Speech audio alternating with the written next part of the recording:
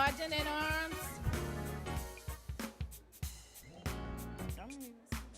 Sergeant in Arms.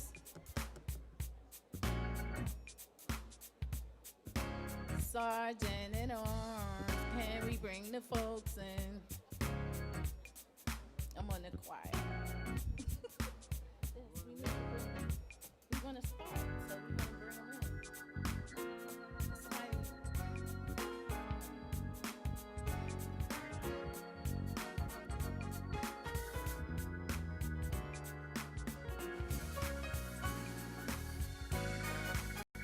They got to press it.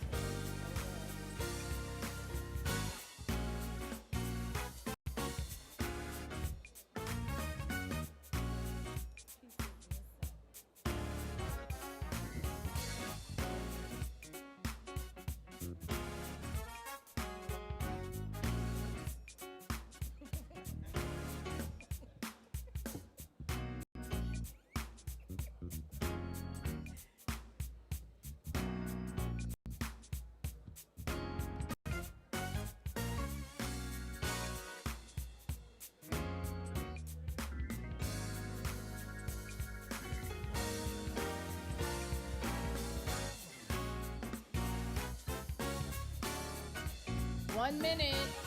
The sooner we get started, the sooner we will be released. Someone left their phone or left their phone to the far.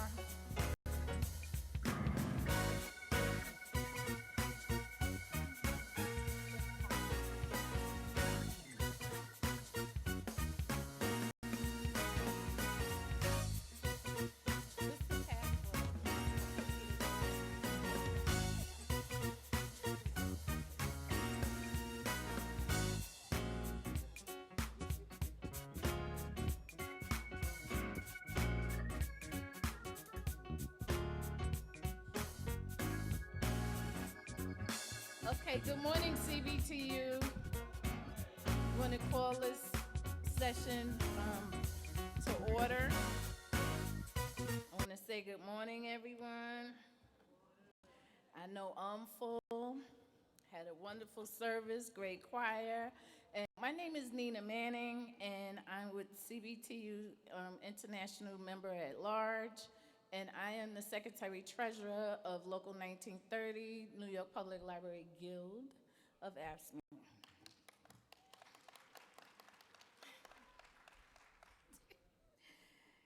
And I would like to thank Pastor Mark Hill for the word that, I'd like to thank Pastor Mark Hill for allowing God to use him and bringing forth the word. We cannot quit the fight. And it's the fight that we're in. So we want to, that's right, no matter what, we got to stick together and do this fight. Okay, and I also would like to thank the best conference choir that I've come in contact with, that I'm a part of, and our conference choir directors, musicians, and all those that are part of CBTU. Okay, so can we just give them all a round of applause? This has really been an amazing week. We had so much done and so much accomplished and so much more to do. We're not finished. There's so much more to do. That's why we can't quit the fight. So now we're going to go to our reports because our president has adjusted the schedules because he wants to make sure all of us are here when we do the resolutions. So I would like to bring up Marilyn Atkinson and her youth. And as they're coming up, I also would like to make mention our parliamentary here, Jean Hervey. So can Marilyn Atkinson and her youth please come?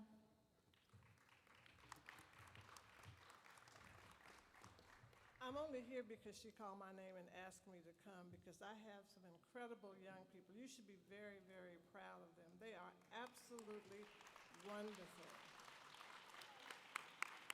And when I tell you that we had 34 kids registered this year, this is the largest class we've had, which is in itself something to brag about.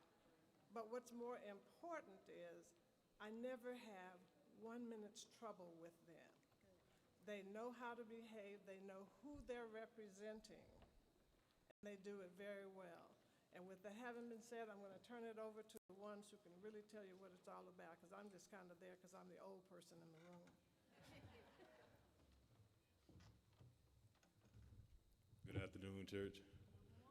Good morning. My name is Ronald Neely. It's my 14th year here. I'm part of the Broward County chapter.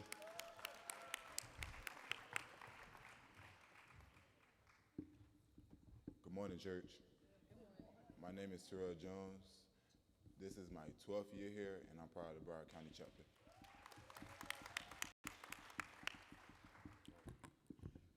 And as she stated before, we did have 34 youth registered, so I am proud that this youth is growing.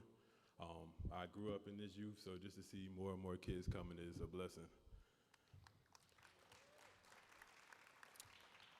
Our first day, we had a workshop where, we didn't just have your kids just sitting in the room. We did discuss some serious issues. They came up with some serious solutions, so I'm gonna let them go ahead and talk. We'll start with Kimani.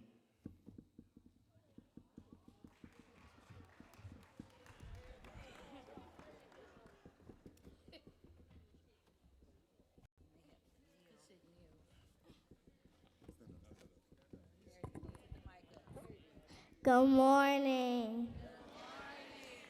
My name is Kimani Neely, and I'm from Florida. And I've learned about health care. Some people can't afford it, so the healthcare people need to help. I would like to buy some things for charity. Thank you.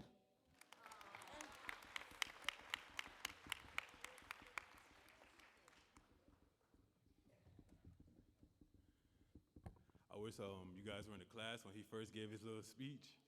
Um, yeah, so pretty much, he learned about healthcare, and what he stated was, like some people can't afford healthcare, but then he said, that a lot of people can't. And for the people that can't afford healthcare, they end up getting sick. And then for even the ones that do have it, they don't take their necessary doses because they're gonna run out. So I was happy that he did that. Uh,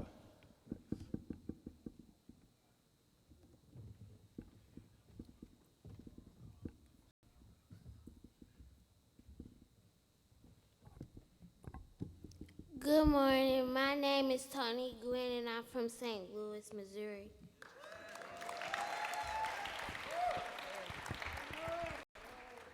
Yesterday, the youth group of CBTU went to the Apex Museum. We talked about how we used to be kings and queens and rulers. We were somebody. We learned that Europeans took us from our home and put us in this room called the House of Slaves. The Europeans only let you out based on your skills. Some enslaved called the door of no return, because when you went in, you can't go out. Once you get out of once you get out, the Europeans make you walk a very long walk. Once you make it to the boat, they pin you together with a shackle. The Africans did not make it easy for the Europeans. They would refuse to eat, and they would jump up overboard with shackles on. They even tussled and wrestled with the Europeans. When the enslaved did not do right, or if they freed other slaves, the Europeans would whoop them with a slave whip.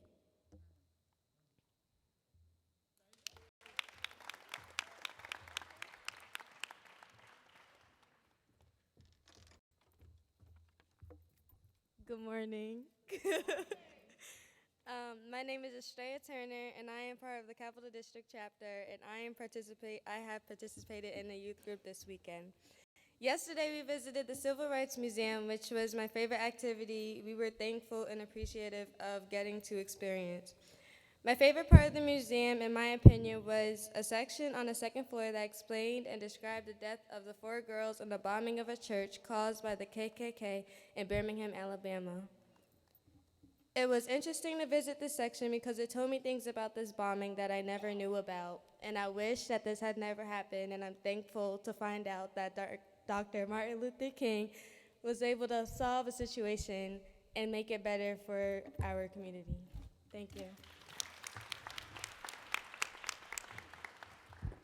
So those two covered the field trip aspect of it. We're going to switch back into the activist side of it. We're going to have someone come up. Some of the issues we discussed was healthcare for the elderly, as Kimani talked about, safety in the community, police relations, and a bunch more. So we're going to have someone else come up and talk about that now.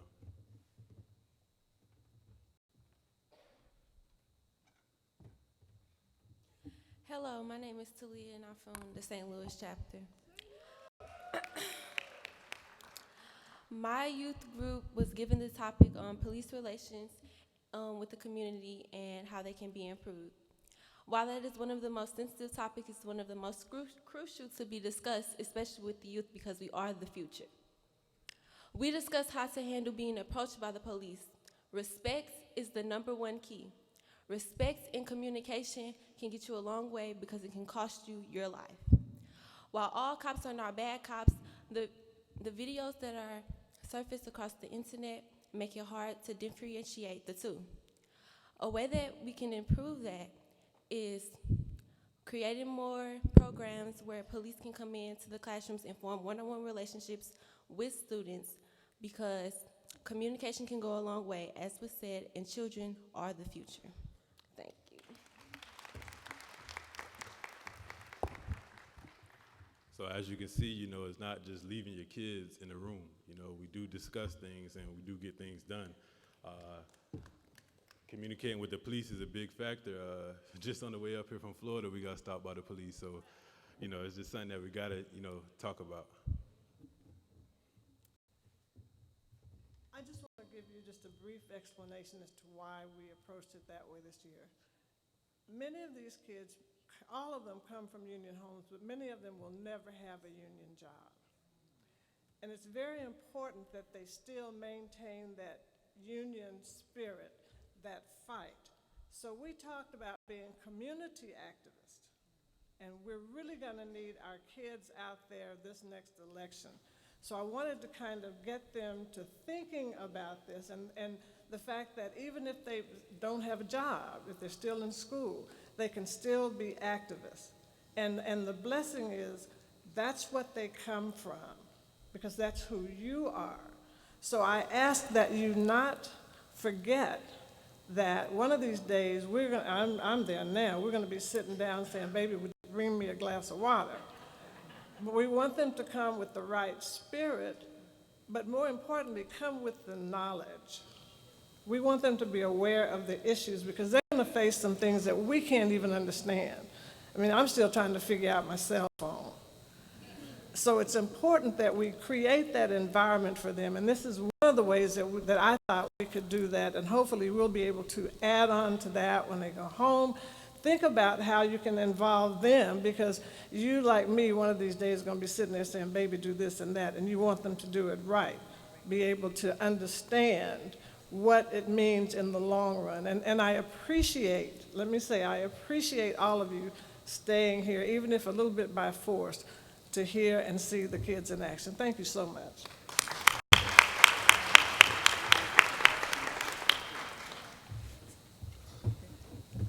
Madam Chair, I move for adoption of this report.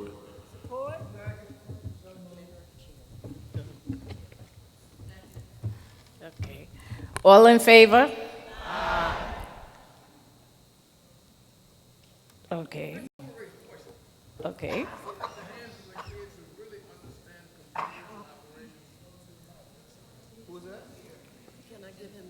It's not working. It's not working. It's not on, oh, okay.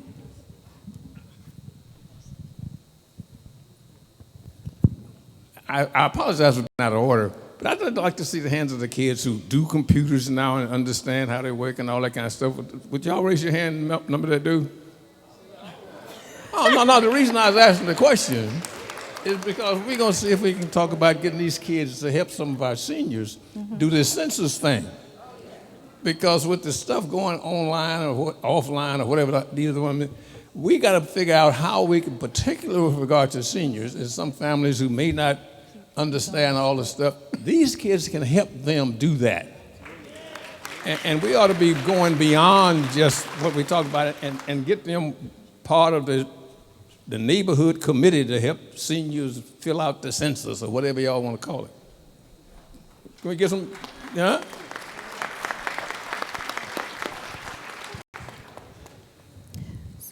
So we had a motion on the floor.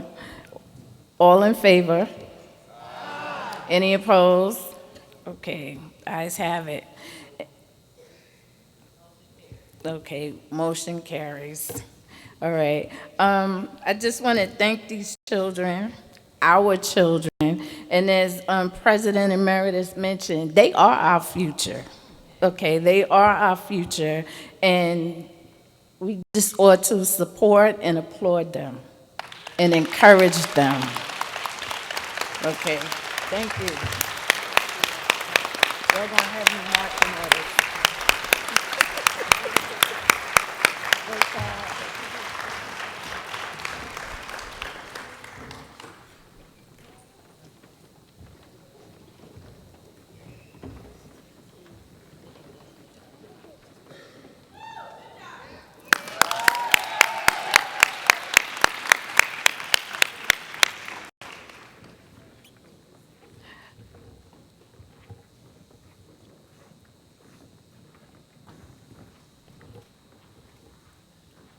They are our future.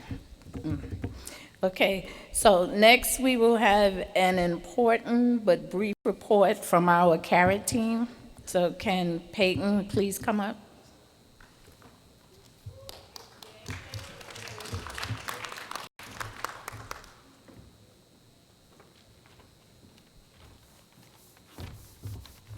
Greetings and salutations. This year, CARE teams trained 33 people in community emergency response teams trainings. The program educated members about disaster preparedness for the hazards that may impact their area and trains them in basic disaster response skills, such as fire safety, light search and rescue, team organization, and disaster medical operations. They completed 24 hours of training this week. I will submit a more detailed report later to the board. Thank you.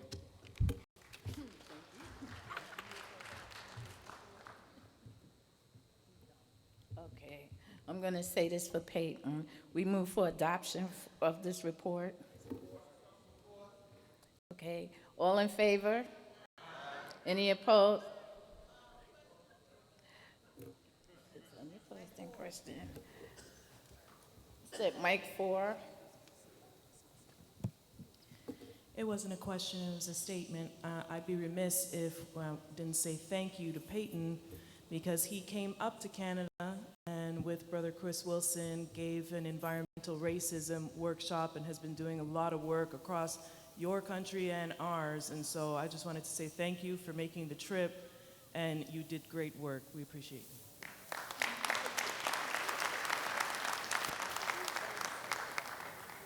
you. Okay. Any other comments?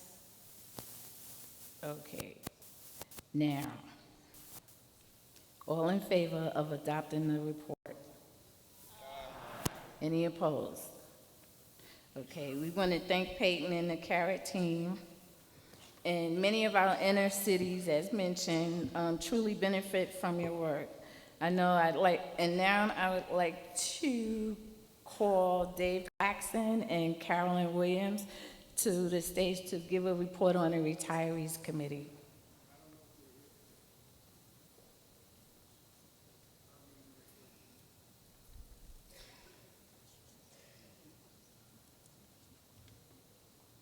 Is Dave Claxton here or Carolyn Williams? heard, but I want to make sure, because.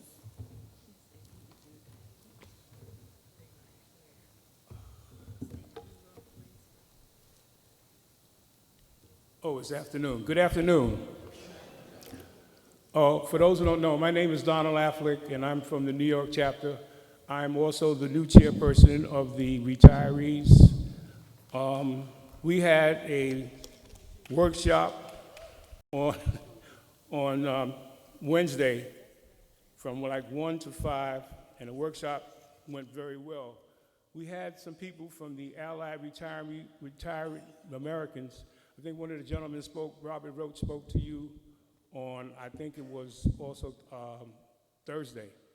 And what we did at the meetings that we had, we spoke about some of the things that we needed to do as retirees. And we have a young man also at the end who gave us something I think everybody should really see, because what he showed us was things that are affecting our lives. Bill Lucy was talking about the fact that if he knew he was going to live this long, and I agree with him, we would have took better care of ourselves, and we didn't do that.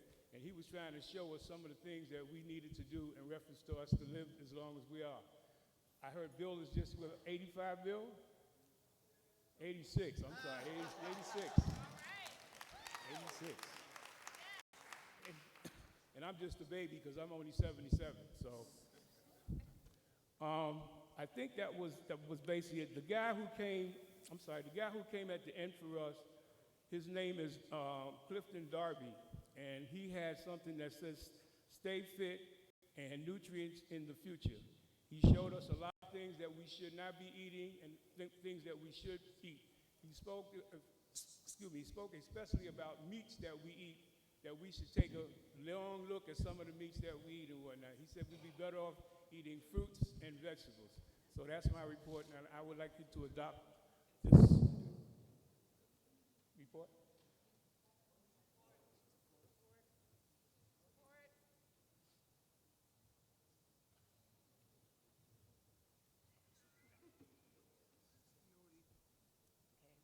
So we had support, and we have a second. All in favor? Aye. Any opposed? Thank you. Motion carries. All right. Thank you for your report.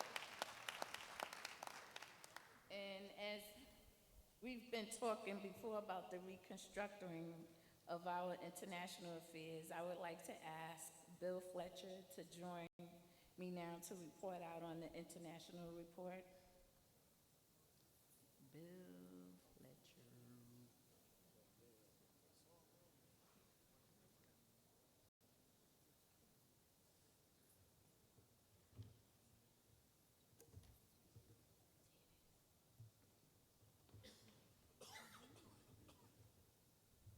Good morning or afternoon. So this report has two parts. One is about the meeting that took place on Friday, and the second is about the panels yesterday. So the international work is being reconstructed, and on Friday what we did was we had a very well-attended meeting. I think about 30 people that were there. And the focus of it was to develop an international solidarity working group for CBTU so that we get beyond just passing resolutions, but start figuring out how do we implement some of these resolutions that get passed, and how do we make international affairs relevant to our members in a way that it should always be. And one of the themes that I was pushing is that we in CBTU, in doing this, are following in a tradition that's called Black internationalism. And it's a tradition for us that dates back to the anti-slavery efforts and to the Negro Convention movements of the 1830s, 1840s, where it was African Americans that spoke out, not only on slavery, but on the freedom of Ireland from British domination. So there's a long current in the African American tradition of speaking out on international issues, and it's not something that is extraneous or academic. So we talked about putting this team together, and we're looking for one representative from each region, and most regions have identified a rep. But the other piece to this is that the working group is open to anybody that wants to work. no observers, no one coming in just for a moment, but people that want to work, and particularly targeting younger folks. So this, my objective at least is to find a younger activist who will be working directly with me to transition this work to. So that's point number one. Point two was the panels that we did this year, which I thought were really quite remarkable, looking at Latin America and Africa and the rise of right-wing extremism and what it meant. And I think that in listening to those panels, you heard things that didn't necessarily feel like that far away from the experiences that we're undertaking. And the method of doing the panels through an interview format as opposed to just having people talk at us, I thought was also very successful. So therein is my report. Thank you very much.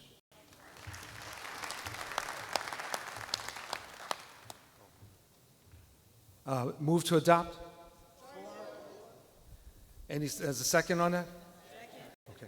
Oh, she's got that. Thank you.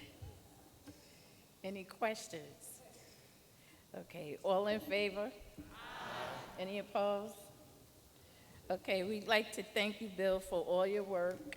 And can we please give him a round of applause for helping us rebuild this program?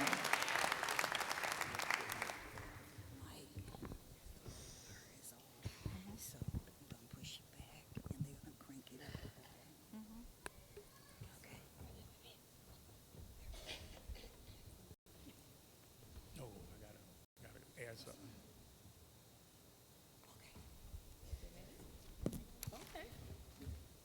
All right.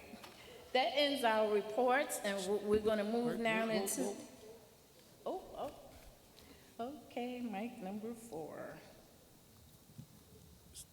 Again, I'm sorry, again, this is Donald Affleck. I forgot to tell you that there was a special panel that we had in reference to the retirees, a panel that had Bill Lucy, Royetta Sanford, and Robbie Sparks.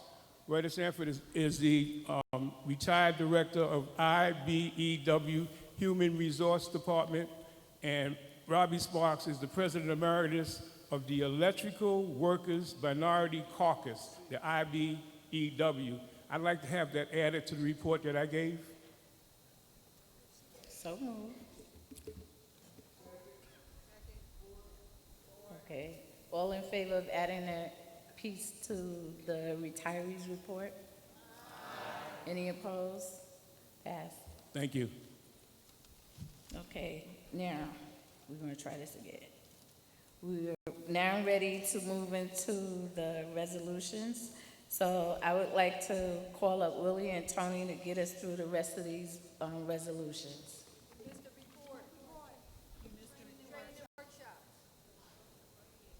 So the workshops?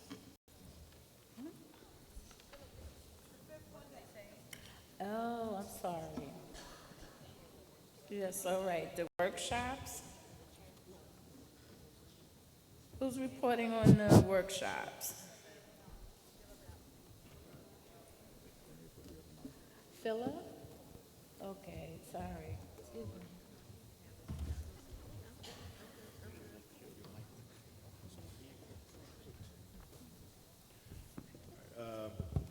Guess I almost got forgotten.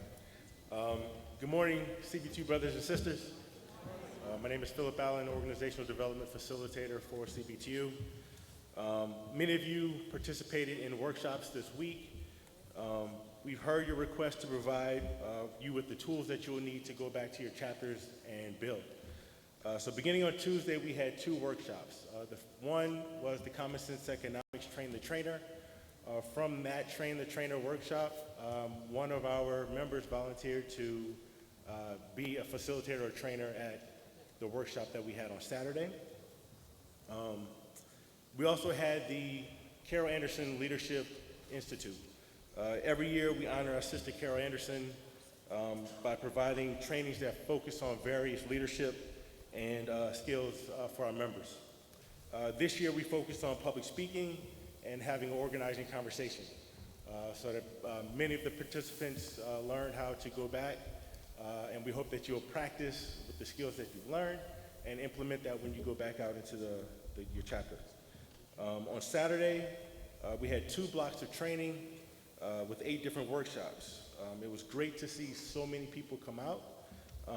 One that seemed to be the most appreciated and attended was the financial literacy piece on getting out of debt and understanding the basics of credit. Ayana Wallace, thank you for that workshop. We also had a 2020 census workshop, which was led by our under 40 chairs. We also had international affairs workshops, which focuses, one was on the Americas, the other was on Africa, as well as the international organizing. So thank you to our brothers and sisters from the Solidarity Center for leading those. We had our common sense economics workshop, as well as a sexual harassment workshop. All of these seem to be very much appreciated and attended. We made a change to further the conversation on the environmental justice panel, which caused us to have to make some switches. I will say that the conversation that was had in that workshop, for those of you who couldn't attend, was very well done. It seemed to have a way to bridge the gap between the groups, and we hope that that conversation will proceed and continue beyond this space. So as I mentioned, we had to make some changes. The Organizing 101 and the social media, a number of people expressed some frustration with that, but we do hope that we will be able to do that in the future. If anyone has any requests to maybe do an organizer training in the future, feel free to talk to me when you can catch me, and we can maybe do something in between, and there are some other opportunities for organizer training. So thank you all for attending, and thank you to the facilitators for the workshop. And I move to adopt.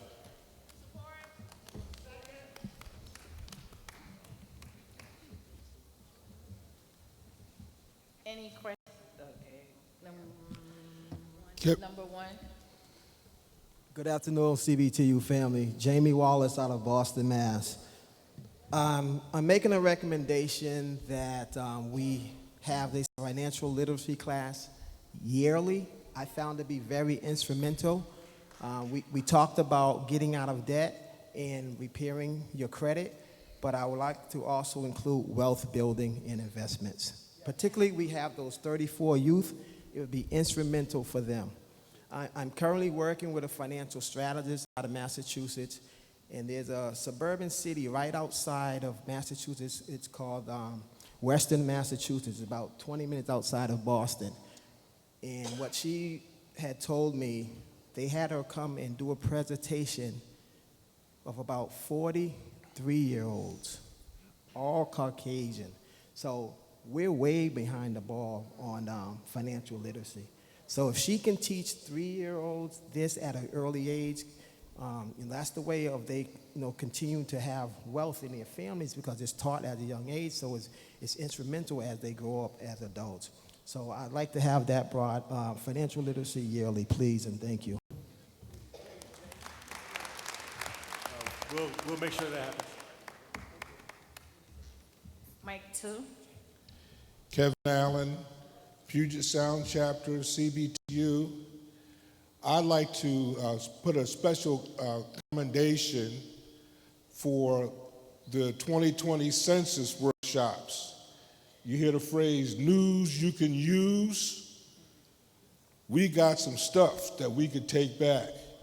And I know the people, I was in the first session, and I'm highly excited about what I learned there. I appreciate the efforts of the under 40 folks who did a great job in coordinating the workshop. And I know the census comes every 10 years, but the facilitators that came out from the Atlanta region, they did a great job. And especially some of those booklets that we have, I know a lot of us are going to be downloading when we get back so we can share that information. So I want to give a special commendation and shout out for the 2020 census workshop, because we could definitely use that. I know we'll be using it out in the Seattle. Thank you. Okay. So seeing no one else, we thank you for those comments and questions. The motion is on the floor to accept this report. And it was second, so all in favor? Aye. Any opposed? Thank you. Thank you, Philip, for your report.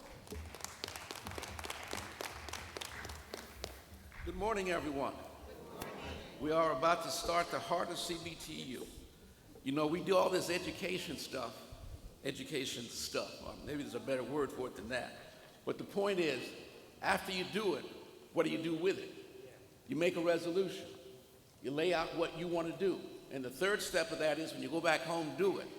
Now, if you do the first and the second and don't do the third, you waste a whole lot of folks' time. If you do just the first and don't do the second, you still waste the time. So we did all three this morning, two of them anyway. The third one you will do when you get home. So we will start with resolution where we left off on Friday, a long time ago. Resolution number 6, Isabel? Yeah. If it works. Does it work? It works. So resolution number 6, supporting opportunities for Black people in construction trades. Therefore be it resolved that the Coalition of Black Trade Unionists promote and support the work of the Toronto Community Benefits Network to its members in Canada and their work in positively changing the lives of Black youth in Toronto. And be it finally resolved that CBTU work with similar organizations that promote apprenticeship programs in the trades for Black youth in Canada and in the United States.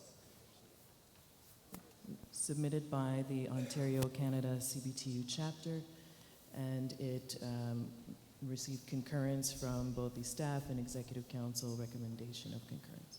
And the recommendation is to support. Is there a second or support? Second. Support. Seeing someone at mic number 4. Mic 4. Good afternoon, CBTU. My name is Desiree Thelma Smith, proud mother of 2.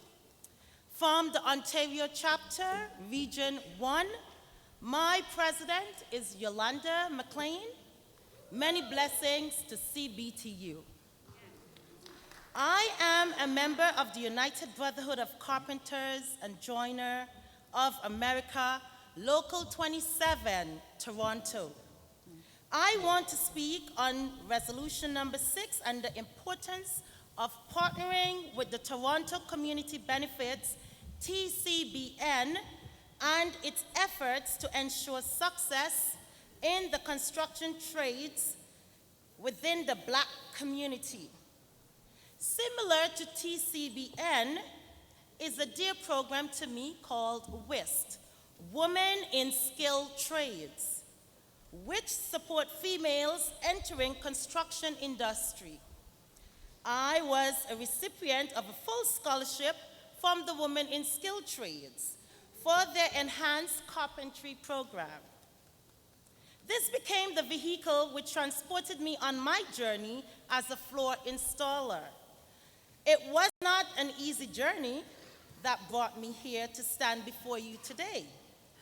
Carpenters Union Local 27 affords me the opportunity to pursue my passion as a floor installer. If it was not for the Women in Skilled Trades program, I would not have the opportunity to be where I am today. With that being said, I clearly see the value of TCBN and its ability to reach into our community and support Black individuals who otherwise would not have had access into the trades. Carpenters Local 27 is a valued partner, and many of its members are mentors to Black youths in the TCBN mentorship program. Carpenters Local 27 supports this resolution and strongly believe that CBTU should promote and support the TCBN members in Canada. I thank you. Thank you.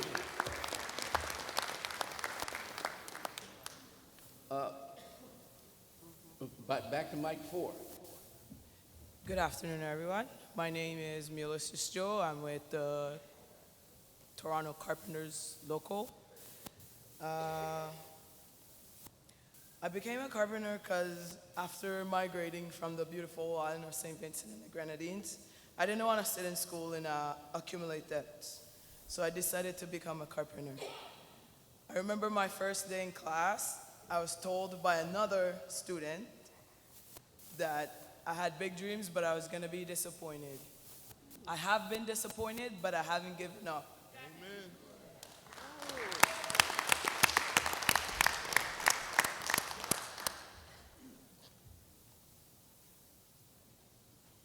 My journey as a carpenter hasn't been very easy, and this is why I support this resolution and all the work that the TCB is doing, because I feel if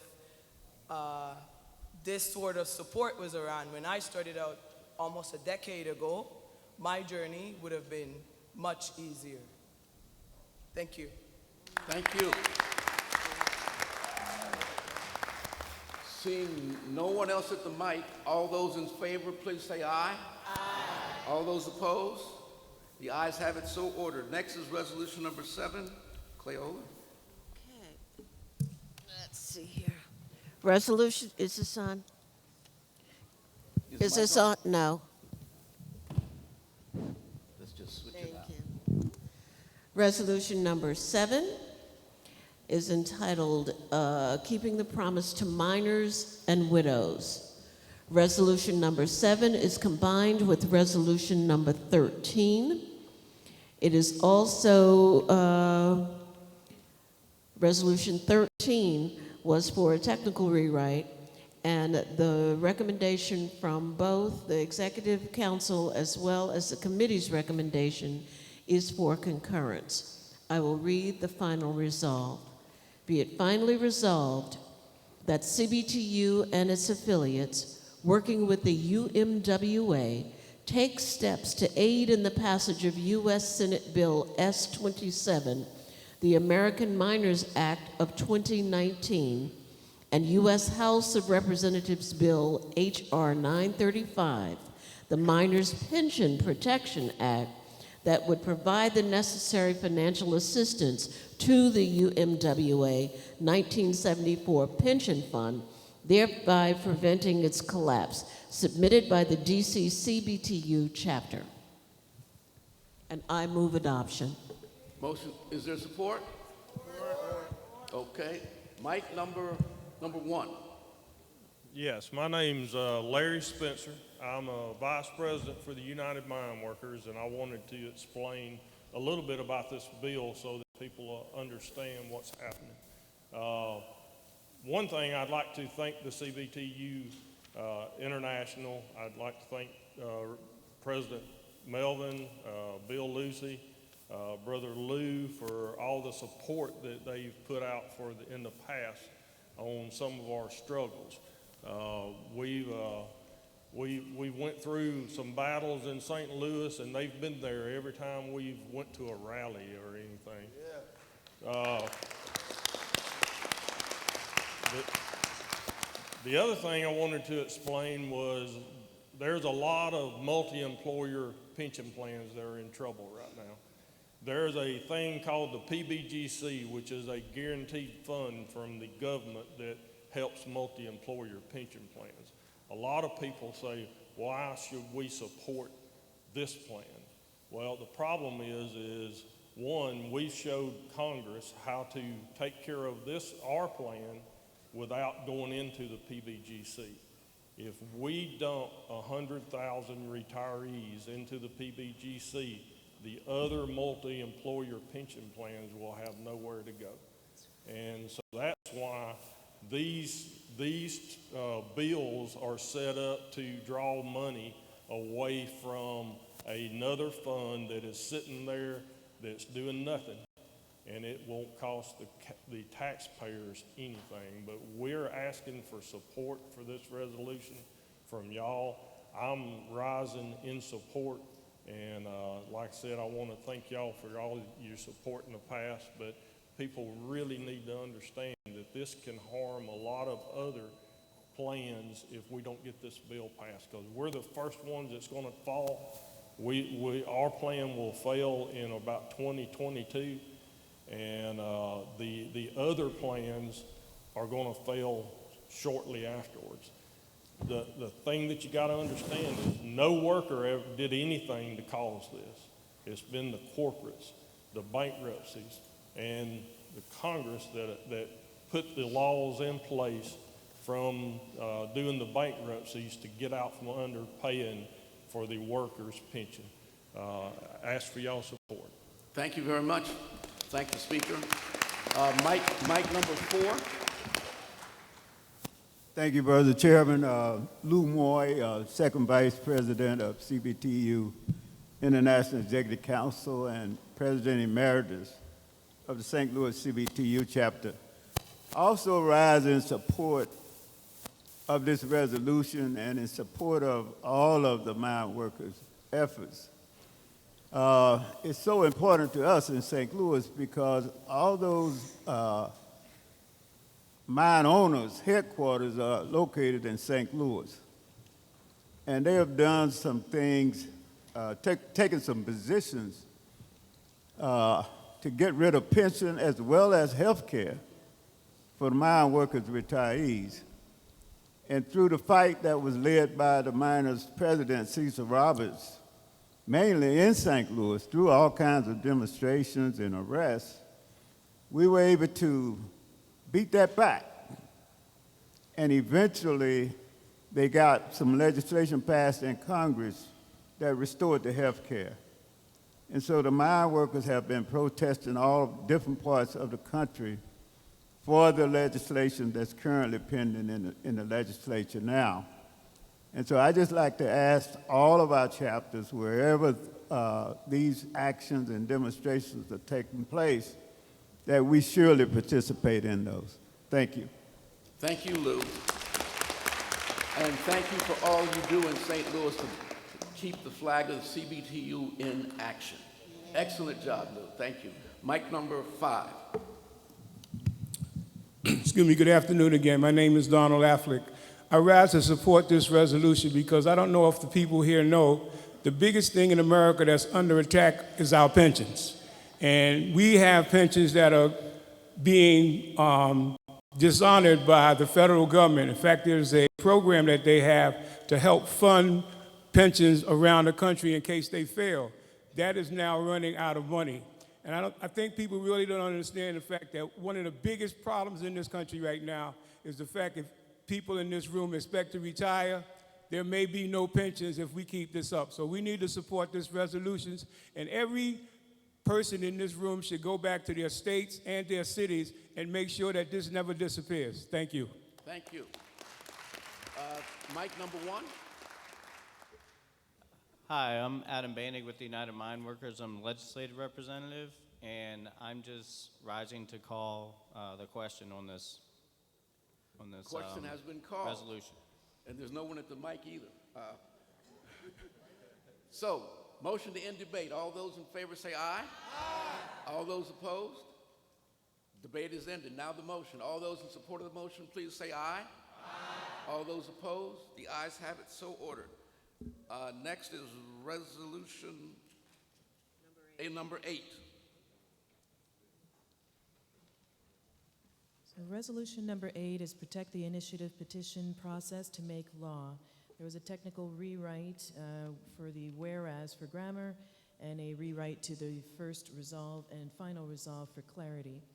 So it now reads, therefore be it resolved that the Coalition of Black Trade Unionists call on its chapters and regions to honor the process of democracy and the efforts of thousands of voters by opposing all attacks on respective state-regulated initiative petition processes, and be it finally resolved that the CBTU call on its chapters and regions to oppose efforts of state governments that disrespect the will of the people and impede initiatives as passed by the voters. Submitted by, of course, the St. Louis CBTU chapter. And the committee and executive council do recommend concurrence. Is there support? Okay, support. Mike 4. Mike 4. Yes, my name is Jay Ozier. I'm the chapter president of St. Louis chapter CBTU and a retired member of Carpenter's Local 92. This resolution is regarding the initiative petition process. This past year in the state of Missouri,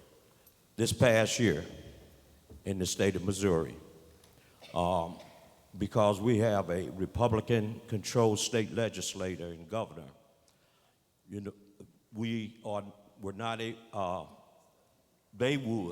the state legislator would not pass any legislation that help working families. And the Republican governor, who was governor at that time, and the state legislator passed a right to work in the state of Missouri. We'd never had it before. So pretty much locked out of the regular legislative parliamentary process. Labor and community organizations across the state initiated a petition campaign to repeal right to work for less. We were successful in the petition campaign, and in August, we were able to repeal right to work in the state of right to work for less in the state of Missouri by over 62%.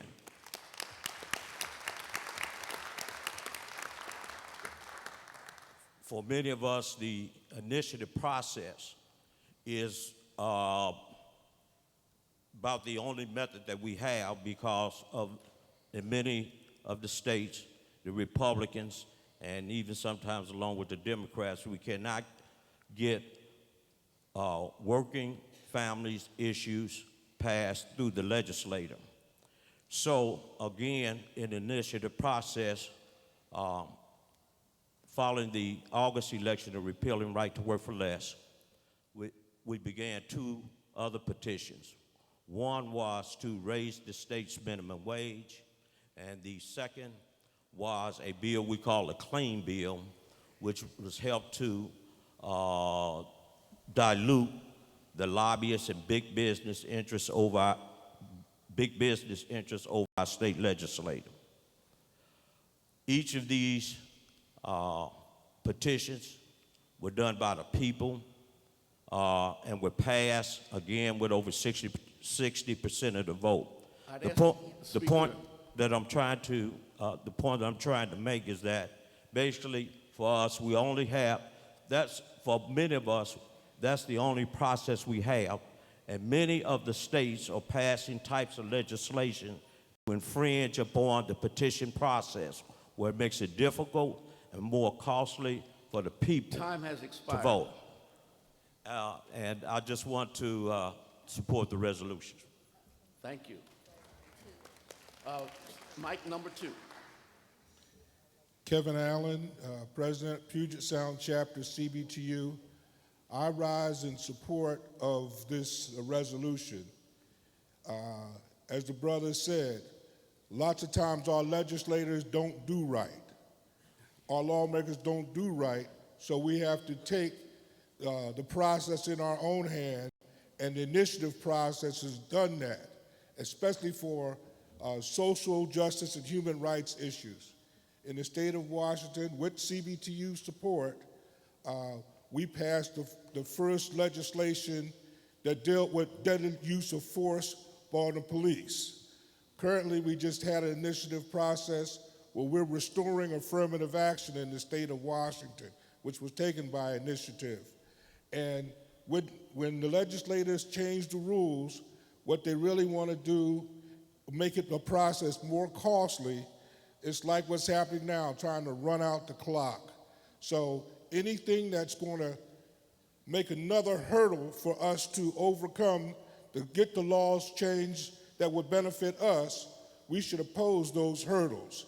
So I support this resolution because it's enough hurdle just to get 200 or 300, 400,000 signatures, and then to turn around and say, now we could just change it as we see fit, like they did Missouri. I say hell to the no. Let's support this resolution. I thank the speaker. Mike 1. Good morning. The Minnie Melvin, St. Louis chapter, and I also stand in support of this resolution. I just want to say that the St. Louis chapter, along with other organizations like Missouri Jobs for Justice, we were the ones that was actually on the ground collecting these signatures in rain, sleet, and snow, dealing with people who don't want to see these things on the ballot, dealing with legislators who didn't want to see these things on the ballot. I just want to say these taxes that they are using is like slap in the face for all the work that we have done. And that's all I had to say. Thank you very much, and thank you for the work that you do also. Seeing no one else at the mics, all those in favor, please say aye. Aye. All those opposed? The ayes have it, so ordered. Next is, you can applaud it, it's okay. Next is resolution number 9. Resolution number 9, support for public sector workers. Just a small technical rewrite, but the recommendation coming from both the Executive Council and the committee is for concurrence. I will read the final resolve. Therefore, be it resolved that the Coalition of Black Trade Unionists call upon its chapters and regions to join in a coalition with public sector workers, worker organizations at rallies, demonstrations, marches, and gatherings to defeat and repeal all forms of anti-worker paycheck deception laws. And be it finally resolved that CBTU support SB 206 and similar legislation which does not require schools to pay athletes directly, submitted by Northern California CBT. Oh, sorry, that's number 10. That is here. Thank you very much. See, that's why Isabella's helping me, because I'm old. All right. Be it finally resolved that CBTU calls on the AFL-CIO, Change to Win, and other labor organizations to support the pending lawsuits in Missouri to repeal House Bill 1413 and Senate Bill 1007, submitted by St. Louis CBTU chapter, and I move support. There is support. Its adoption. There's a second. We have a speaker at mic 4. Mic 4. Good afternoon, Natasha Pickens, St. Louis chapter, also president of CWA Local 6355 in Missouri. I rise in support of this legislation. I represent one of the unions that was heavily impacted by these two pieces of legislation. So public employees in Missouri, most of us do not have the right to strike. We also have to go to legislation, many of the unions, in order to get wages and benefits for our employees. They coupled these two bills together. For the last 10 years, they've submitted some sort of what we call paycheck deception. It's known as paycheck protection through the legislature. What they're saying is when you sign your union card, you don't know what you're doing, and so you need to, on a continual basis, rejoin your union. And so it's a way for them to gut us as a public sector union. It's a way for them to strip our rights. And what they were doing is when we fight for people to get raises, we all get the same amount of money because we're all doing the same type of work. What we've seen, my local has a lot of women and a lot of African-American women in it. When you look in the private sector on how people are paid, the gender gap is real. And so with them stripping away our merit system, the impact of many people who look like me not being paid the same as other people are doing was something that's in SB 1007, as well as them stripping, trying to take away the right for us to have a union. And so they're just like bearing down, and like each year it gets more and more aggressive, the type of legislation that they're passing. We don't always get the support from typical labor and progressive groups that we would imagine that we would get. CBTU has been instrumental in making sure that we get the support and having the fight back in that. And so we're hoping that we can have support in this legislation, because if they do it to us in Missouri, they're going to continue to take it through all the other states. Thank you. Thank you. I thank the sister. Mic number 1. Dominique Melvin again, St. Louis chapter. My president, she's actually my union president, my local president, CWA Local 6355. And I serve as the secretary-treasurer of that local. And I just want to say, when that bill was passed, we had around 1,300 members. After that bill went into effect, our membership was cut down over 50%. So now there's like 300, maybe 400 members. So I want to just to paint the picture of what these bills are doing to kill our unions. And once we are gone, the state of Missouri can do whatever they want, not just with us, but the clients that we serve too. I just want to keep that in mind. We do serve people who need like daily life services, health care, child care, food stamps, cash assistance. So once our union is gone, they can do whatever they want to do. Thank you. Thank you. Mic number 4. Courtney Jenkins, president of the CBTU Baltimore chapter and proud member of the American Postal Workers Union. I rise to speak in support of this resolution. Public sector work for many of us has kept food on our tables for generations at this point. Any attack on the public sector is a direct attack on communities of color, especially, where we dominate. 22% of black men and 27% of black women in Baltimore work in the public sector, whether that be ASME or the Postal Workers Union or the City Union of Baltimore. As representing my chapter, many of our members are from ASME, and we've had to have tough conversations about the effects of Janus versus ASME and other anti-union bills that have come through. Luckily, we haven't had those effects in Maryland, but what I will say is if they're coming for one of us, they're going to come for all of us. I rise in support of this resolution. Thank you. Thank you. And we get philosophy too. Thank you. Mic number 1. Carla May, State Senate, Missouri, also executive board member of the CBTU St. Louis chapter. Basically, we have to also look at this. When our public sector workers went up to fight, other public sector unions stood in opposition to that. So we need to talk about that. We need to talk about how the public sector workers were sold out for right to work. They were able to divide the unions because of that one issue they felt was more important. They sacrificed other unions.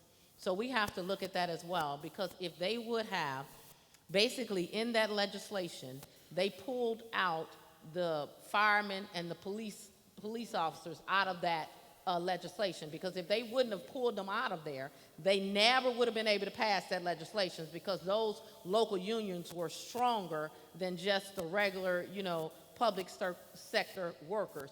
And we got to also get color at the top in the labor, because the AFL-CIO will sell you out because they sold our public sector workers out, and that's coming from a state senator in Missouri who was on the floor doing the fight.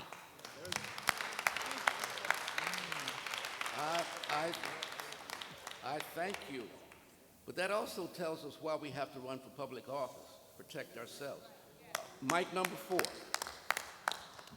Thank you, Brother Chairman. Lou Moy again, St. Louis chapter, Executive Council, Second Vice President, and rising in support. And just want to add a couple of things.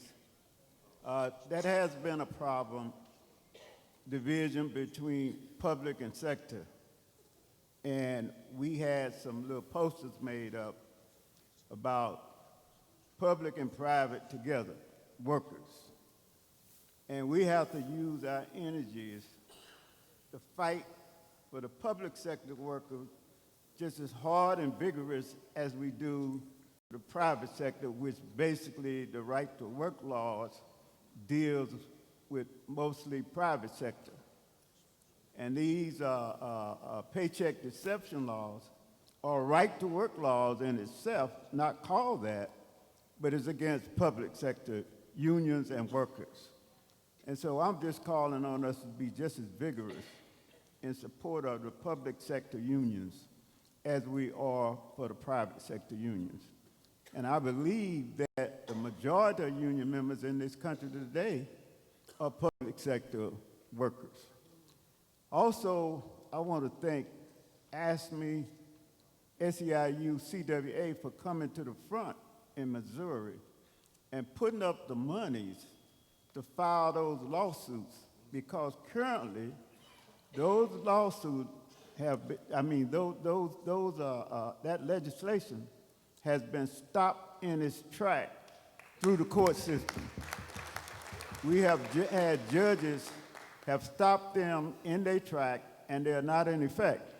But we know that those forces that put forth that legislation are going to appeal that through the process.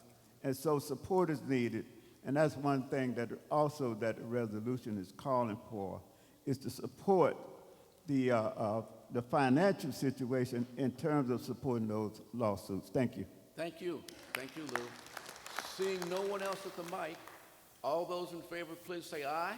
Aye. All those opposed? The ayes have it, so ordered. Next is resolution number 10. So resolution number 10 is support for California Senate Bill 206, Fair Pay to Play Act. There was a technical rewrite of the 8th whereas for grammar, and there was a technical rewrite of the 2nd and 3rd and final resolve for clarity and to make it nationally. And it reads as follows. Therefore, be it resolved that the Coalition of Black Trade Unionists support California Senate Bill 206, which provides a pathway to allow collegiate athletes to provide for themselves while in college by allowing athletes to receive payment for their name recognition, images used, and athletic reputation. And be it further resolved that the CBTU support Senate Bill 206 and like legislation which calls for the elimination of the compensation cap on resources universities may provide athletes. And be it further resolved that CBTU support Senate Bill 206 and similar legislation which allows athletes to seek the guidance of licensed agents.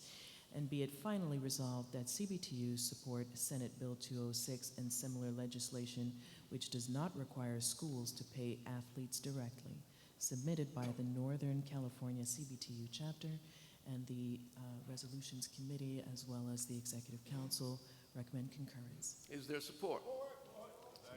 Having support, mic number 2. Good afternoon. Donald Nesbitt, New York chapter, Executive Vice President, Local 372, out of DC 37. I rise in support of this bill. Yesterday I was in a workshop and we spoke about economic conditions and how things have changed across the country. And we had a real discussion, right? And being among my brothers and sisters at CBTU, I think we can have a real conversation. Anytime black men are looking to make it somewhere, there are always preventative blocks. The first thing within colleges, athletes were able to go straight to the NBA. This narrative form that it's destroying the NBA. No, it was black men who were making some money. And then it went to 1 year of college. Next thing we're gonna hear about 2 years of college. I just want people to realize Zion Williamson, who was at Duke, the hype that was around this young brother, tons of people got paid, except for Zion and his family. Thank God that that brother didn't hurt himself to the point where it was a career-ending injury, because that would have been it for him. So they lift us up, and we don't get anything out of it. So I think we should support this this bill here. I rise in support. Thank you. Thank you. Seeing no one else at the mics, all those in favor, please say aye. Aye. All those opposed? The ayes have it, so ordered. Next is resolution number 11. Resolution number 11. It's a very long one, so I ask your patience as I read these resolves. First of all, the recommendations are both from the Executive Council and the committee to concur. There was a total rewrite of the piece, so please listen carefully as it is shared. Resolution number 11, CBTU civic engagement and get out the vote. Therefore, be it resolved that the Coalition of Black Trade Unionists commit to utilize the resources of the international and chapters in a well-coordinated, well-planned effort to maximize CBTU's impact on the 2019 and 2020 elections, thus helping to respond to and redirect the disastrous policies and priorities being advanced by the Trump administration and its state and local government clones. And be it further resolved that in preparation for these efforts, each CBTU chapter submit a civic engagement plan linked to participation in the 2019 and 2020 elections by July 31st, 2019. And be it further resolved that each plan, at a minimum, identify issues of concern to their respective communities about which local and/or nationally elected officials could have an effect around which chapters can build local coalitions and issue-based activities. And be it further resolved that plans identify potential coalition partners, target populations, outreach timetables and methods, available local resources and potential resources needed for both civic engagement and 2019 Get Out the Vote activities.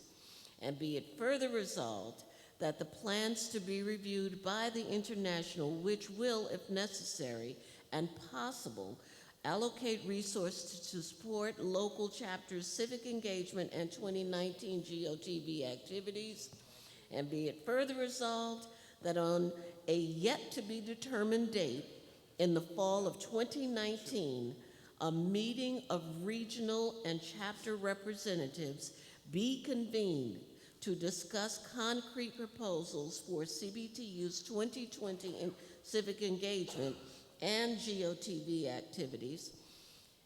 And be it finally resolved that the time and requirements for the fall meeting be announced in time for chapters to prepare civic engagement and GOTV plans for 2020, submitted by the CBTU Executive Council, and I move adoption. Is there support? There is support. Mic number 4. Yes, Jay Ozier from the St. Louis chapter CBTU, and I just want to speak in support of that. The issues I talked about a little bit earlier, defeating right to work in the state of Missouri and raising the minimum wage, could not have been done without CBTU pressing us to do the civic engagement to get the community involved in the issues that are important to all of us. Thank you. Mic 2.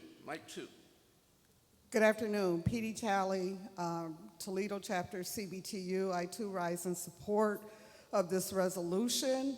The way the resolves were written is very clear. It was very strategic. We're talking about well-coordinated, well-planned, local 2019 versus 2020. If we take these resolves, you all, and get to work now, we have to do that.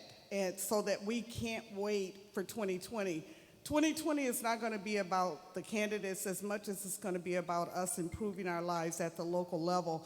And people in our community organize around issues, not so much candidates. The candidates will have to make the case for themselves, but if we get in there now and start having civic engagement and community conversations now, the likelihood then of our community coming out to vote is more greatly increased if we're in there now doing the organizing. So I rise in support of this resolution and encourage the chapters to go back to their respective communities and join up with like-minded organizations to organize our communities around issues so that we're ready for whoever the candidate will be in 2020. Thank you. Thank you, Petey. And we also thank you for the work you do in Ohio and for leading the efforts around the country in voter registration and get out the vote efforts. Thank you very much. Mic 4. Thank you. Isabel Miller, National President for Local Union 1944 United Steelworkers and Ontario, Canada Chapter. Getting out the vote is not just something that you guys have to do for 2020, but for us it's something we need to do for 2019. We are having our federal elections at the end of this year, and it's very important for us to deal with civic engagement at the Canadian level as well. I would like to say thank you to our chapter president, Sister McLean, for initiating our efforts with the Dinner and Politics, which got, I guess, started off when we were at the National Black Summit of Canadians. and it was successful. There were a lot of people that were present. It's an initiative that has people have dinner groups set of 5 or more where you bring people from all walks of life, but you endeavor to discuss politics. And in a website in Canada, you're able to bring the information back and they're going to compile it. They're already in the compiling phase, but that is certainly something that can be done in the United States as well. Everybody likes to break bread. Everybody loves their food. If you're able to sit down and have meals together where the goal is to discuss politics and bring more awareness, then you certainly can engage people to come out more and vote.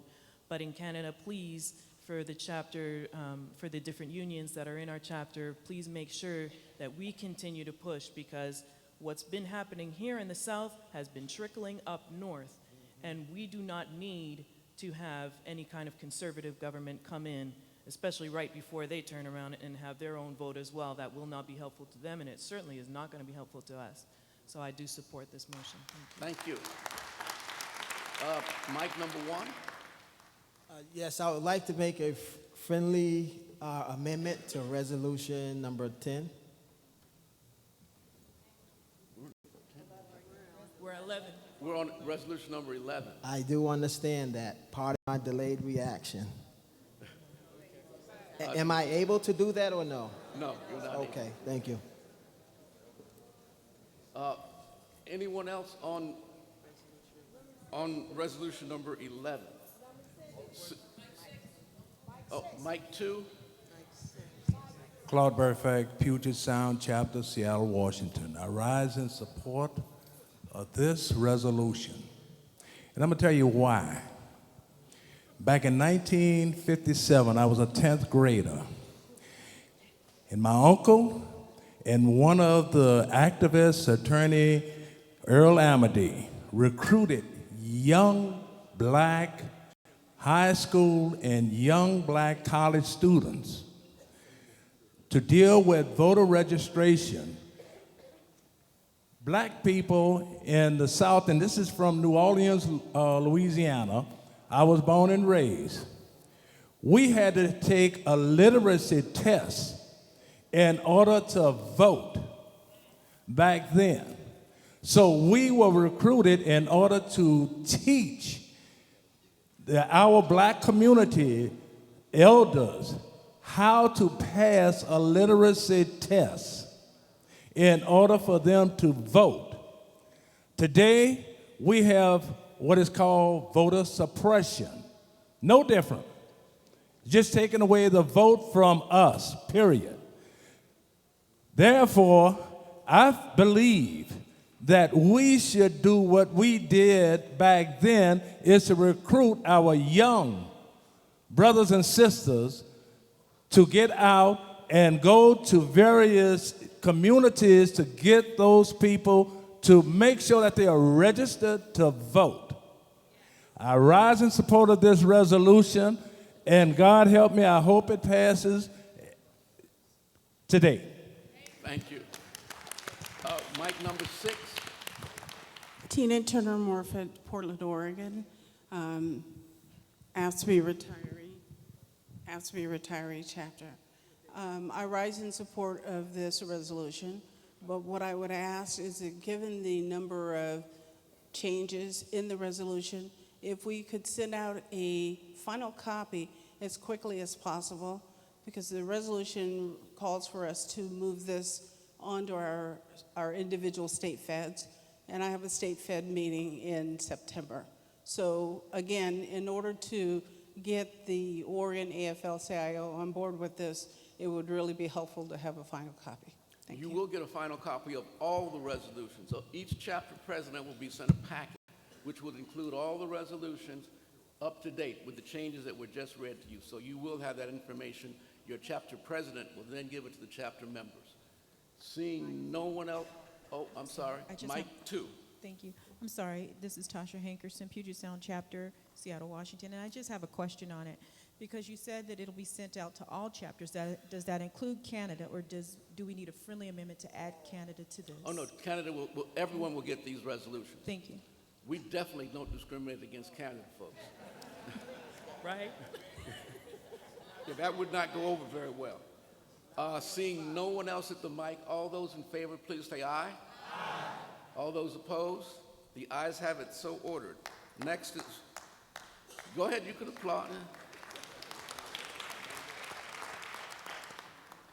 Next is resolution number 12.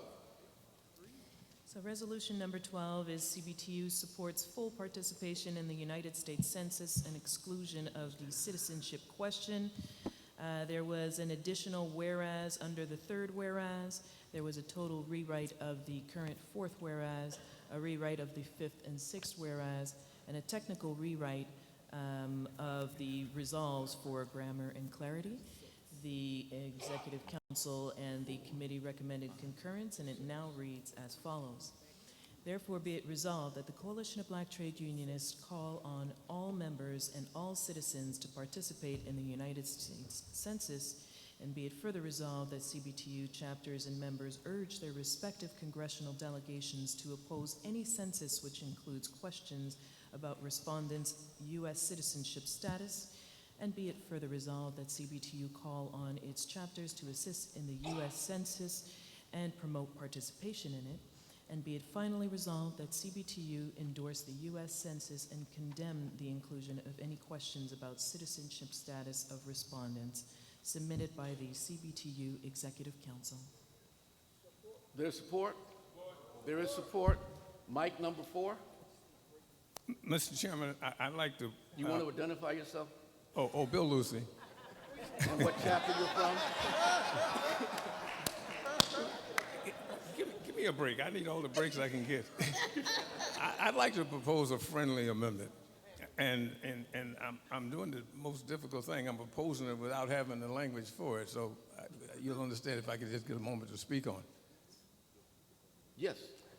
What I'd like to suggest is that we, the organizations who are really got to get engaged in the census to make sure we get a good and fair count, that we take it upon ourselves, ABRI, CBTU, NAA youth and college organizations. I didn't ask that question to our young people a while ago out of ignorance. I knew they knew the skills that we need to make sure that there are people in our communities who can get help filling out this census form. I want to urge ourselves and APRI to pull our young people together in our respective organization and get them to give aid and support to many of our senior citizens who may not know how to prepare these forms and may not have access to the help to do it. Now, I don't know what the language got to be to say that, but if in our community where our kids know our parents and when they know what our needs are, for us to help them do some canvassing to make sure that in these high-rise situations that there be little small youth committees responsible for helping people with the census in those facilities. Our kids know our communities. For us to get and give help to them to canvass our communities and help the seniors who need help do the census. And this be our commitment to the census effort to make sure that we get an accurate count in our communities. And a lot of us will be working on maybe adult programs, but the kids can do an incredible job at this, and it will be, I think, a joy for them to help be a part of something meaningful in terms of preparing for the upcoming elections. So all y'all who know how to get the language together to do that, that's what I want to do. I thank the speaker, and we do accept it as a friendly amendment. And what we will do on that is it does not require a special vote, but we will have Tony Sims do a rewrite so that we include those, I want to call them children, but I'm not sure that's our young people. Our young people, have them help with the seniors in filling this out. We will put that together, Bill. Thank you. Mic number 5. So I think that what Brother Bill was saying was that he'd like to add a be it further resolved before the final resolve that would read, be it further resolved that the CBTU call on its chapters to canvass their youth committee members to assist our retirees in filling out the census form. I think that's what I heard him say.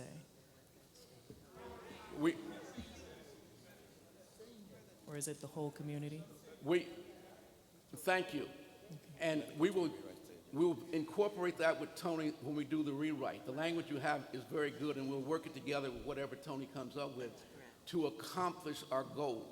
And our goal is to have our youth involved in this process of the census so that we get as big a count, as good a count as is possible. Number one, mic number one. Anthony Harmon, Executive Vice President. I rise to call the question. Question has been called for. All those in support of ending debate, please say aye. Aye. All those opposed? No. Oh, it's a little closer. Let's have it standing. All those in favor of ending debate, please stand.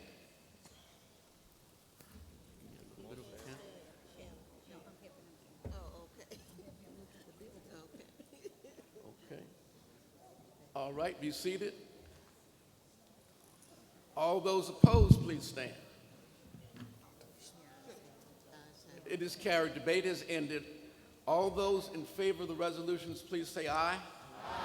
All those opposed? The aye. Yes. The ayes have it, and so ordered.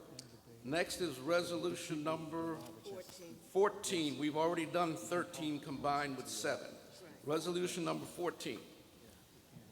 Okay, resolution number 14, entitled CBTU Stands Against the Bolsonaro Government and for the Freedom of Lula.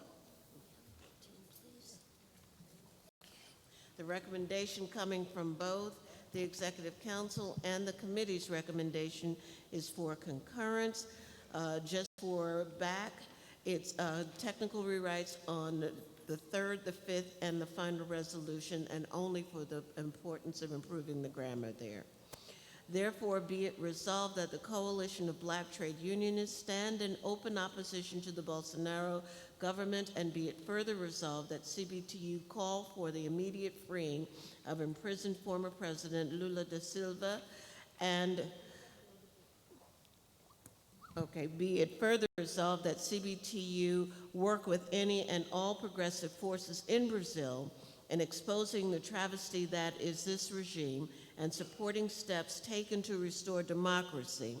And be it further resolved that CBTU join with other progressive forces around the world in concerted actions of solidarity with progressive and democratic forces in Brazil and companions initiated and supported by the progressive Brazilian movements against the anti-democratic Bolsonaro regime. And be it further resolved that CBTU call on its chapters and regions to provide support for the campaigns where possible. And be it finally resolved that CBTU will campaign against any and all U.S. support to the Bolsonaro government that props up its alleged legitimacy and acts against the interest of the Brazilian people. Submitted by the CBTU Executive Council, and I move adoption. Is there support? Support. Seeing someone at mic number 4. Courtney Jenkins, President of CBTU Baltimore and proud member of the American Postal Workers Union. I rise in support of this resolution. 2 years ago, on May Day, I had the privilege to represent the APWU in Sao Paulo, Brazil.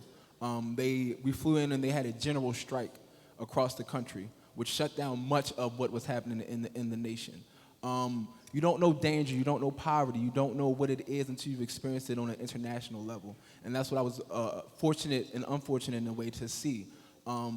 The Brazilian trade union movement is such a militant and strong movement led by Afro-Brazilians, and the issues of racism, the issues of discrimination and misogyny and all the things that we find here in America are heightened in Brazil. I rise in support of this resolution. I hope that the body goes further than just supporting, but actually reaching out to our sisters and brothers in Latin America to support their efforts. Thank you. We thank the brother. And thank him for going to Brazil, too, although I'm sure you enjoyed it, too. Mike 4 again. Yes, J. Ozier, St. Louis chapter. In support of this resolution, I think it's important to note that Brazil has the second highest population of people of African descent in the world. There are more African people of descent in Brazil than in the United States or any of the other Latin American countries. And that we really need to urge people to support this. It's part of what Bill Fletcher was talking about, the Solidarity Committee.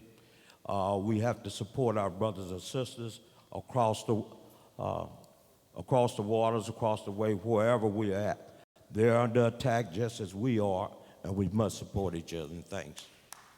On the population of Brazil, depending on how you count, if you use the American system of counting black people, Brazil is in fact the largest black country in the world, more than Nigeria, using the American definition of black.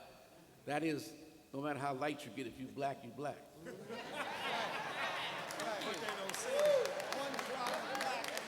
Seeing no one else at the mic, all those in favor, please say aye. Aye. All those opposed? The ayes have it, so ordered. Next is resolution number 15. Resolution number 15 had a technical rewrite of the final resolve for grammar, and the Executive Council and the Resolutions Committee recommend concurrence. So it is the support for self-determination in the Western Sahara, and reads as follows. Therefore, be it resolved that the Coalition of Black Trade Unionists go on record in public and unqualified support for the national self-determination of the Sahrawi people. It's been a long night. And be it further resolved that the CBTU call for an immediate end to the Moroccan occupation of the Western Sahara. And be it further resolved that the CBTU undertake appropriate efforts to pressure all U.S. institutions to stand against the continued Moroccan occupation of the Western Sahara. And be it finally resolved that the CBTU urge the regions and chapters to educate their membership about the Sahrawi struggle for the national self-determination and support national and international efforts in solidarity with the struggle waged for national self-determination, submitted by the Executive Council. Recommendation is for support. Is there support? Mic number 4. Yes, good morning. I'm Bill Fletcher, DC chapter. Good afternoon, Bill. Oh, good afternoon. I'm still asleep. I'm sorry. I rise from the DC chapter in support of this resolution and plead for endorsement of it. We heard from the ambassador from the Sahrawi Arab Democratic Republic the other morning. This is the final anti-colonial struggle in Africa. It makes complete sense. It's illogical for our legacy that we continue where we left off in the fight around white minority rule in Africa, with a determination to oppose any and all forms of colonialism, no matter who is conducting it. And in that regard, I plead again for support for this resolution. Thank you, Bill. And by the way, Bill does wonderful work for CBTU all around the world, and particularly in Africa. Seeing no one else at the mic, please, all those in favor, please say aye. Aye. All those opposed, the ayes have it, and so ordered. Next is resolution 16, which we will not take action on. That really is a resolution involving New York and New York City. No, and that's not a national issue. So we go on to resolution number 17 next. Resolution number 17. It was handed out. It is not in the book. That is correct. Right. That is correct. It was handed out. But she will read it, and it will be on the screen also. Okay, she is reading it. Crayola is the she we're talking about. I got him back for you, Bill. Resolution number 17, stand in solidarity with the trade union movement and working class of Zimbabwe. It was referred to the Executive Council for action, and after further work, the recommendation from both the Executive Council and from the committee was to recommend concurrence. And I will read the resolve now.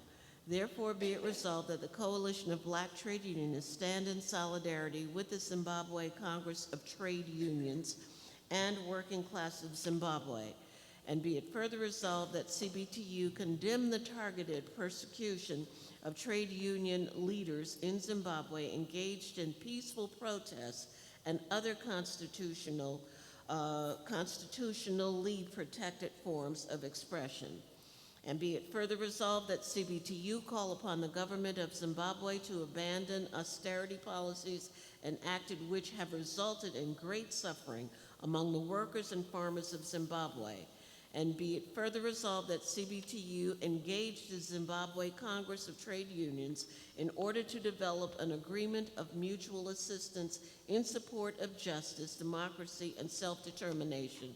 And be it finally resolved that CBTU undertake this work in the spirit of the fulfillment of the original goals of the Zimbabwean revolution, the ongoing, your turn, how you say that?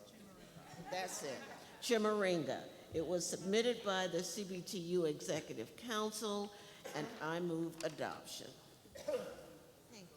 Thank you, Cleola. Mike, is there support? I'm getting excited here. There is support, okay. Now we go to Mike 4. Thank you. My name is Hanad Mohammed, Region 2, Washington, D.C. chapter. I rise in strong support of this resolution. Sisters and brothers, our folks in Zimbabwe, trade unionists and members of the working class in Zimbabwe have suffered immeasurably. In January of this year, following a peaceful protest to protest austerity measures that resulted in the near doubling of basic food items, the price of basic food items and fuel, folks took to the street led by the labor movement, the Zimbabwe Congress of Trade Unions, and were joined en masse by members of the public who were not union members but part of the working class. And for that peaceful protest, the government of Zimbabwe responded by raiding the national headquarters of the Zimbabwe Congress of Trade Unions, the Federation, entering with armed troops with batons, beating up members of the Executive Council, dragging them out of the headquarters of the Federation and throwing them into trucks and taking them to jail where they were beaten some more. Sisters and brothers, I've personally spoken to some of these leaders, and one of them sent us a video message that was played in the plenary in this hall expressing his solidarity for us.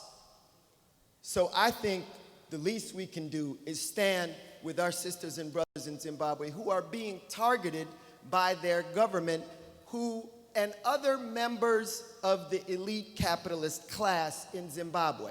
Because there's a whole lot of diamonds in Zimbabwe. There's a whole lot of gold in Zimbabwe. And you got a whole lot of businessmen who don't want a strong, and women who don't want a strong labor movement. And this is the only voice in Zimbabwe standing for the working class. I urge you to adopt this resolution, standing in solidarity with our sisters and brothers and comrades in Zimbabwe. Thank you. Thank you very much. And the brother is absolutely right. When you go to Zimbabwe, I spent 2 weeks there, you see all kinds of Chinese trucks going back and forth, taking the raw materials from Zimbabwe for their own personal use and their country's use. So, seeing no one else at the, oh, I'm sorry, number 4. Mike 4. Yes, just briefly, as he was speaking about Zimbabwe, I think it was earlier this year, last year, our president emeritus, Bill Lucy, and Brother Harold Rogers, upon visiting, attempting to visit Zimbabwe in support of the workers there in Zimbabwe that were detained and were not allowed to enter the country. This is how repressive that government is, and the people of Zimbabwe need our full support. Thank you. Seeing no one else at the mic, all those in favor, please say aye. Aye. All those opposed? The ayes have it and so ordered. Are there any first-time attendees in the room? Would you stand up, first-time attendees, please? And there's some over to our left. Let's give them a round of applause for sticking with us all day long. Thank you. Thank you so much.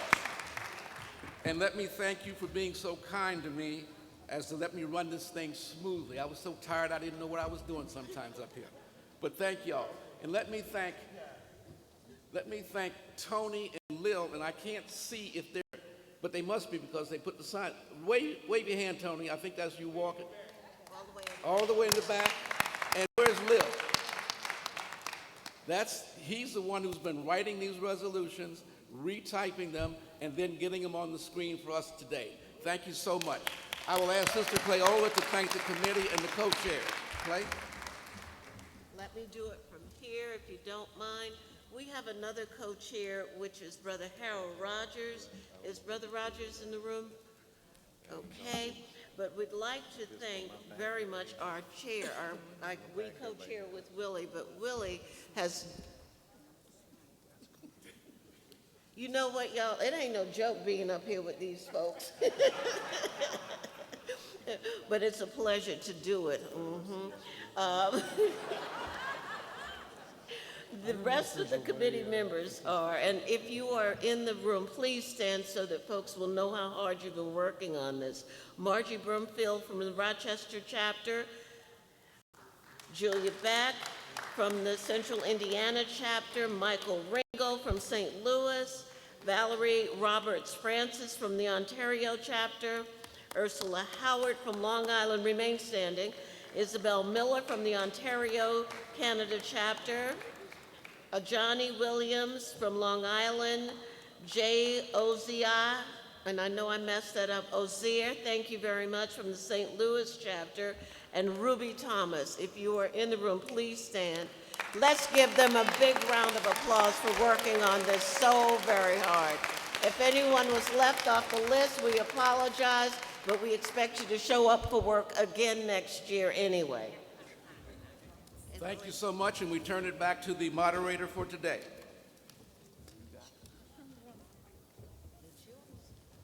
I'm not touching it. Got one minute.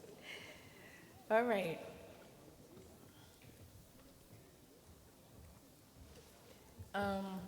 We've done our resolutions, we've had our reports, we've had church, and this brings our business session of the 48th International CBTU Convention to close.